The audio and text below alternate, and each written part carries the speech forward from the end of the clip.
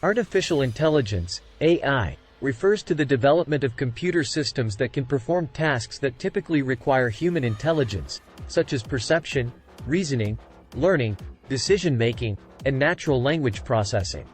AI technologies can be broadly classified into two categories.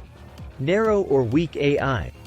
This type of AI is designed to perform a specific task, such as playing chess or recognizing speech, and cannot operate outside its specific domain.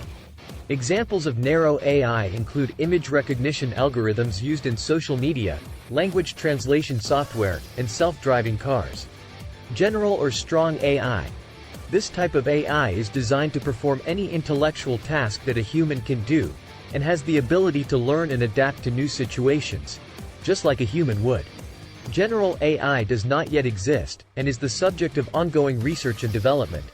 AI is being increasingly used in various industries, such as healthcare, finance, transportation, and manufacturing, to automate processes, improve efficiency, and make better decisions.